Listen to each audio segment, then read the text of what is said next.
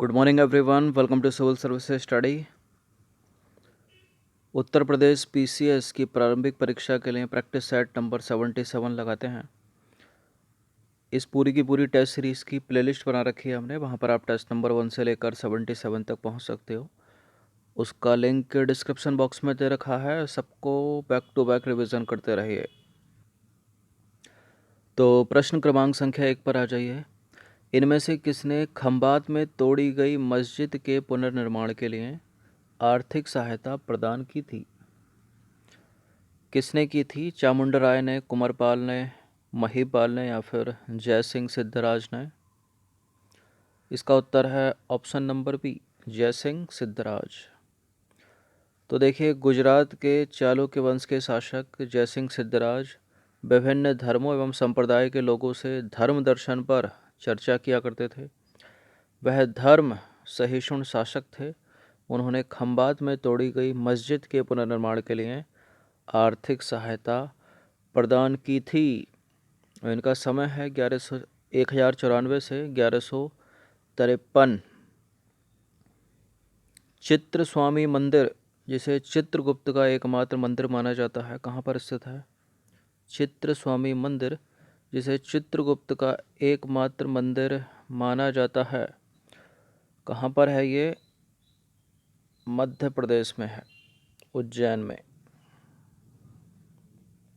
तो चित्रगुप्त स्वामी मंदिर, जिसे चित्रगुप्त का एकमात्र मंदिर माना जाता है, उज्जैन में स्थित है। क्वेश्चन नंबर 3 पर आ जाइए।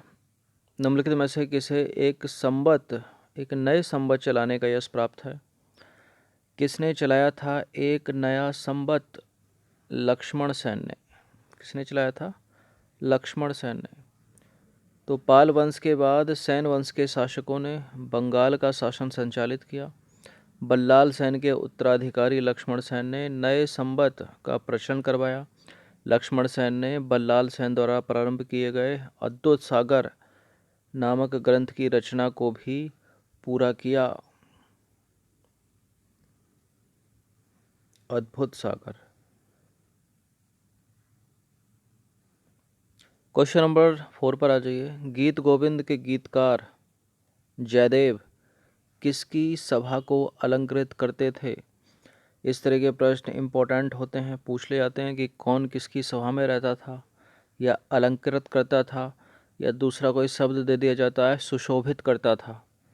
तो लक्ष्मण सेन के ही सभा को अलंकृत या सुशोभित करते थे जयदेव, जिन्होंने लिखी है प्रसिद्ध रचना गीत गोविंद। तो गीत गोविंद के लेखक जयदेव लक्ष्मण सेन की सभा को अलंकृत किया करते थे। बंगाल का सेन वंशी शासक थे ये लक्ष्मण सेन। स्वयं विद्वान थे और विद्वानों का उदार संरक्षक थे। निम्नलिखित में से किस स्रोत में अशोक के राज्यकाल में तृतीय बौद्ध संगीति होने का उल्लेख मिलता है? किस स्रोत में मिलता है, बताइए? दीपवंश, एक और है महावंश। तो दूसरा तीसरा ऑप्शन नंबर बी हो जाएगा इसका आंसर। तो देखिए, सिंघल अनुश्रुतियों दीपवंश और महावंश के अनुसार अशोक के राज्यकाल में बौद्ध धर्म की तृतीय संगीति हुई। इसकी अध्यक्षता मोगली पुत्र त्रिश्य नामक बौद्ध भिक्षु ने की थी। तो पहली, दूसरी, तीसरी, चौथी, चारों की चारों इम्पोर्टेंट है। क्वेश्चन नंबर 6 पर आ जाइए। निम्नलिखित में से कौन सबसे प्राचीन वाद्य यंत्र है? बताइए, इनमें से कौन सबसे प्राचीन वाद्य यंत्र है? सितार, तबला, सरोद से भी ज़्यादा प्राचीन है वीणा। तो देखिए, पौराणिक ग्रंथों में सरस्वती एवं नारद का प्रिय वाद्य यंत्र जो है वीणा वर्णित है। जैन ग्रंथ परिशिष्ट, गार्गी संहिता और वायु पुराण में प्रारंभिक हर्यक वंश के शासक उदयन की भी सिद्धहस्त वीणा वादक के रूप में वर्णन किया गया है। समुद्रगुप्त के सिक्कों पर उन्हें जो है वीणा वादन करते हुए चित्रित किया गया है। अतः निम्नलिखित दिए गए सभी उदाहरणों से वाद्य यंत्रों में जो है वीणा को सर्वाधिक प्राचीन माना है। अगर मुख्य परीक्षा में प्रश्न पूछा जाता है तो इसी तरह से लिखते हैं, 2-3 एग्जाम्पल देके उदाहरण सहित। ठीक है। क्वेश्चन नंबर 7 पर आ जाइए। ब्रह्म समाज का सिद्धांत आधारित है। कल का अगर यूपीएससी का टेस्ट किसी ने लगाया होगा तो ब्रह्म समाज से रिलेटेड प्रश्न था। 1828 में राजा राम मोहन राय ने स्थापना की थी ब्रह्म समाज की। एक ईश्वर पर बल देता है, ये अहिंसा का पालन करता है। तो राजा राम मोहन राय ने 20 अगस्त 1828 को कलकत्ता में कलकत्ता में ब्रह्म समाज की स्थापना की। इसका उद्देश्य क्या था? तत्कालीन हिंदू समाज में व्याप्त जो बुराइयां हैं, जैसे कि सती प्रथा हो गई और बहुविवाह, वैश्यागमन, जाति प्रथा, इन सबको समाप्त करना। राजा राम मोहन राय ने एक ईश्वरवाद में विश्वास करते हुए मूर्ति पूजा और अवतारवाद का विरोध किया था। जतिन दास किस आरोप में बंदी बनाए गए थे? बताइए। लाहौर षड्यंत्र, ऑप्शन नंबर सी। तो जतिन दास जो है लाहौर षड्यंत्र के आरोप में बंदी बनाए गए थे। जेलों की अमानवीय परिस्थितियों के विरोध में क्रांतिकारियों की भूख हड़तालें खास तौर पर प्रेरणास्पद थीं। राजनीतिक बंदियों के रूप में उन्होंने जेलों में अपने साथ सम्मानित एवं सुसंस्कृत व्यवहार किए जाने की मांग की। किन्होंने? जतिन दास ने। और एक भूख हड़ताल पर बैठ गए जो 63 दिनों तक चली। इसी में ही वो शहीद हो गए। इनमें से किसने असहयोग आंदोलन के दौरान अपनी वकालत छोड़ दी थी?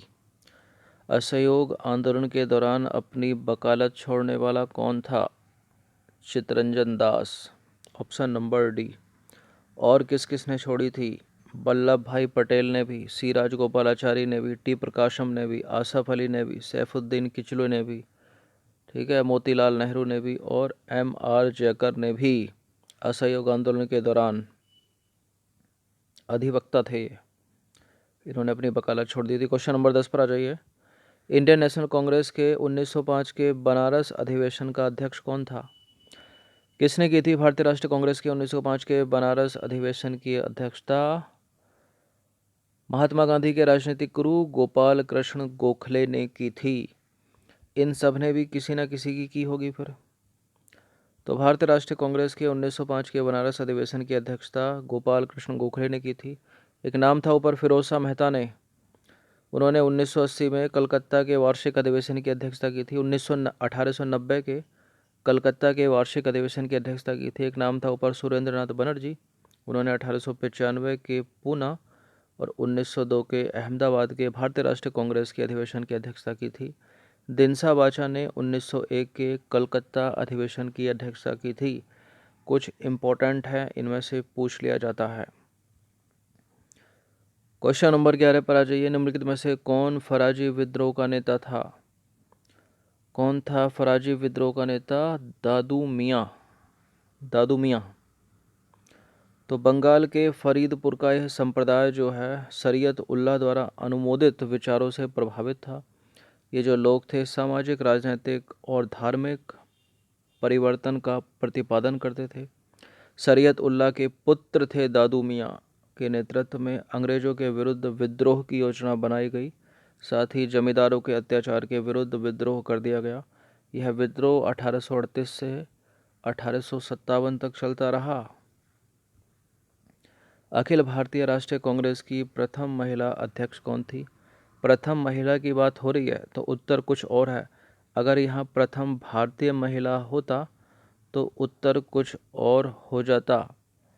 तो प्रथम भारतीय महिला कौन थी? कलकत्ता अधिवेशन 1917 का श्रीमती एनी बेसेंट। और भारतीय महिला पूछा जाए तो 1925 का कानपुर अधिवेशन सरोजनी नायडू।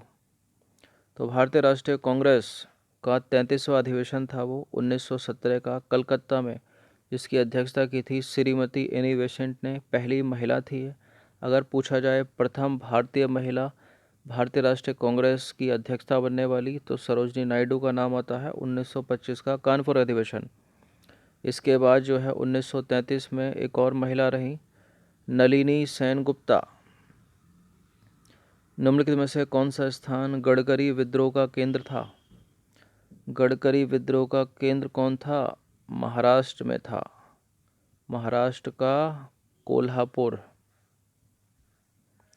तो देखिए 1844 में महाराष्ट्र का कोल्हापुर में गडकरी जाति के विस्थापित सैनिकों ने अंग्रेजों के विरुद्ध विद्रोह छेड़ दिया था। नंबर 14 पर आ जाइए। अपनी मदुरा विजय कृति में अपने पति के विजय अभियानों का वर्णन करने वाली स्त्री का नाम बता दीजिए, कवयित्री का नाम बता दीजिए। कौन थी? गंगा देवी। अपनी मदुरा विजय कृति में अपने पति के विजय अभियानों का वर्णन करने वाली मदुरा विजय किसने लिखी है? गंगा देवी ने। तो देखिए मदुरा विजय गंगा देवी की कृति है जिसमें लेखिका अपने पति बुक्का प्रथम के विजय अभियानों का यशोगान करती है। काव्य ग्रंथ में विजयनगर शासक के दक्षिणी भारत के विजय अभियान का वर्णन है। क्वेश्चन नंबर 15 अंतिम प्रश्न की तरफ अग्रसर होते हैं हम। सरकी सुल्तानों के शासनकाल में निम्न स्थानों में से किसे पूर्व का सिराज कहा जाता है? इम्पोर्टेंट है और रिपीटेड भी है, कई बार ये प्रश्न अलग अलग परीक्षाओं में, अधिकतर यूपी पीसीएस से रिलेटेड परीक्षाओं में पूछा गया है, चाहे लोअर सबऑर्डिनेट हो, यूपी का एसआई हो, ठीक है, लेखपाल तक में पूछा गया है। किसको कहा जाता है? जौनपुर को कहा जाता है।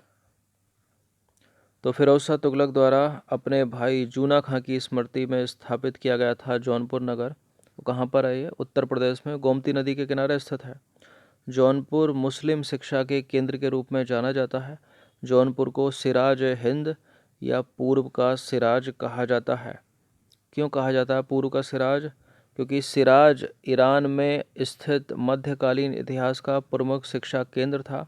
अब ईरान इधर, इंडिया इधर, ठीक है। तो पूर्व का सिराज मतलब ये जैसा, ये तो पश्चिम में हो गया, ये हो गया पूर्व का सिराज। तो पूर्व का सिराज कहाँ पर? भारत में, उत्तर प्रदेश में, ठीक है, इसलिए कहा जाता है इसको पूर्व का सिराज। तो 15 प्रश्न थे, इनकी प्रैक्टिस एक बार तो कर ही लेना। 77 टेस्ट बहुत होते हैं, कंटिन्यूसली इनका रिवीजन करते रहिए, प्रैक्टिस करते रहिए। धन्यवाद। आप सब्सक्राइब कर सकते हो सिविल सर्विसेज स्टडी चैनल को और एक लाइक कर सकते हो इस टेस्ट को।